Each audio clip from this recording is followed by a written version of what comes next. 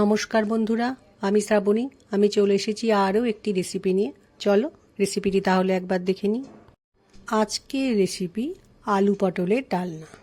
আজকের আলু পটলের রেসিপিটি আমি নিরামিষভাবে বানাবো। এই রান্নাটি ভাত, রুটি, লুচি, পরোটা সবার সাথেই খেতে ভালো লাগে। ভিডিওটি পুরোটা দেখার অনুরোধ রইল। আজকে আলু পটলের ডালনা বানানোর জন্য আলুকে আমি বড় টুকরো করে কেটে নিয়েছি।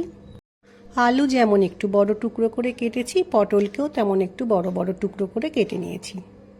আজকের এই রান্নাটি আমি খুব অল্প তেল মশলায় বানাবো। আশা রাখবো তোমাদের ভিডিওটা দেখতে ভালো লাগবে।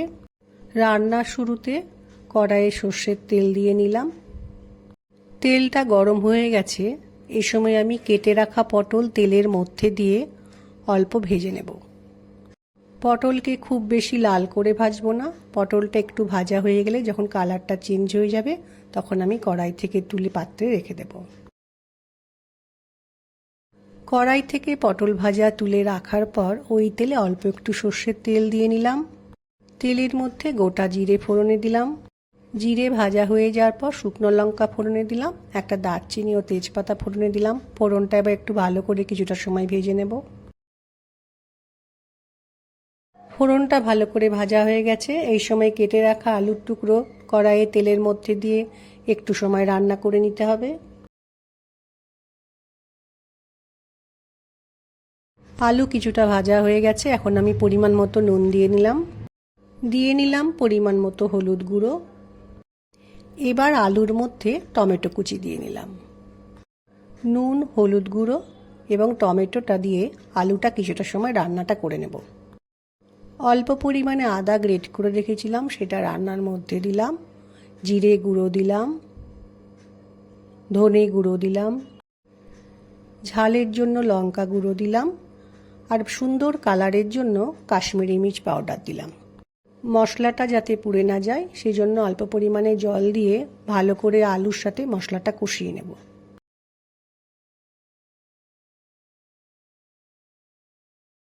এখন আমি ভেজে রাখা পটলগুলো আলুর মধ্যে দিয়ে ভালো করে আলুর সাথে মিশিয়ে নিয়ে একটু সময় রান্নাটা করে নেব। আলু পটল ভালো করে কষানো হয়ে গেছে। এখন রান্নার মধ্যে একটু চিনি দিয়ে খুব ভালো করে রান্নার সাথে মিশিয়ে নেব।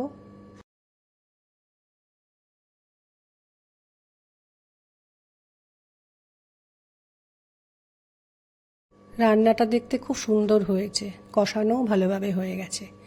এবার আমি গরম জল করে রেখেছিলাম, সেটা রান্নার মধ্যে দিয়ে ভালো করে আরও একবার মিশিয়ে নেব। তরকারিটা ফুটে উঠেছে। এখন গ্যাসের ফ্লেমকে লো করে একটা ঢাকা দিয়ে রান্নাটা করে নেব।